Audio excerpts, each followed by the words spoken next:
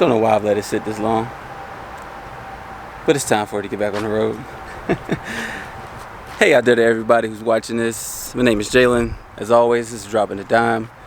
An effort to make Dropping a Dime more, universal, get more exposure, more viewers, showcase my skill set, and etc. etc. I've decided to branch out into more than just S10s. On today's episode, on this series of Dropping the Dime, we have Darth Maul, or Maul, I should say. This is the name of my 2001 Jeep Cherokee XJ. It has the 4.0 in it, 4-wheel drive.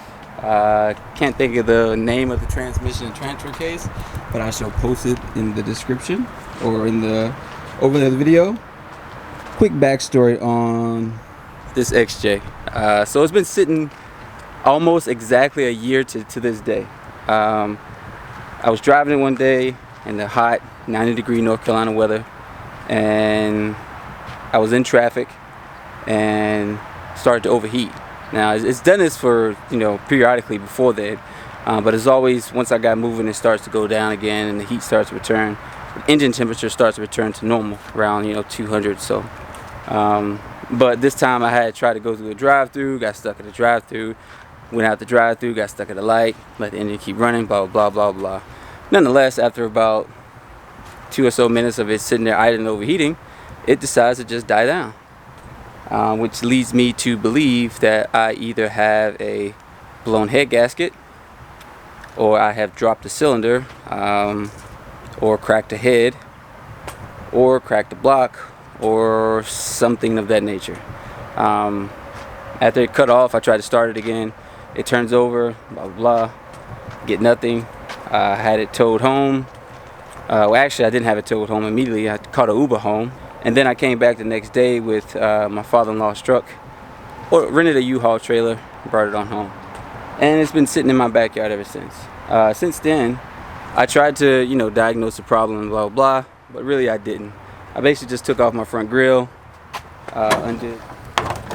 Again, like I said, really didn't do much. Just started disassembling like the accessories, battery, pumps, etc. etc. I thought my timing chain had them jumped, so I took the timing chain cover off, pulled my main pulley off, the whole deal. So I can still turn it over, so I'm going to do a compression test first, and then if that fails, I'm going to do a leak down test, see where that goes, and we'll go from there. But I really never got into it to diagnose it. I brought a compression test kit because that's where I was going to start. But my battery died, and then eventually I just thought about it, and I just said, you know what, I have too many projects, so I went and bought a truck. Now I'm at the point where I really don't want the truck anymore. I miss driving my Jeep, and I miss working on my other truck. And I've been making too many excuses for why I don't drive the cars that I have. So I'm trying to get rid of the excuses that I have other cars and go back to doing what I do best, which is fixing on my POSs and making it work. So eventually, in the near future, I'm going to get rid of my 2019 Dodge Ram, as I have no use for it really, but other than looking pretty and having reliable transportation. But what's really reliable nowadays? So I'm going to start a mini series and dropping a dime on me getting this back on the road, because if you can see,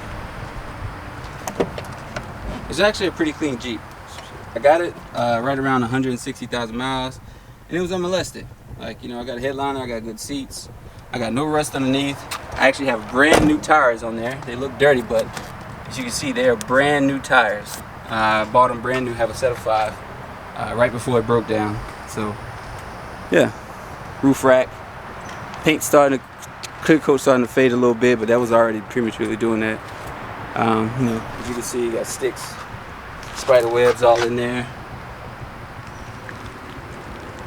The whole deal. But again, no rust. Really clean Jeep. That's the reason I bought it. I believe it had been in one accident, so it has a total title on there. But overall, it was clean. You have no body damage, the whole 9. So follow me within the next month.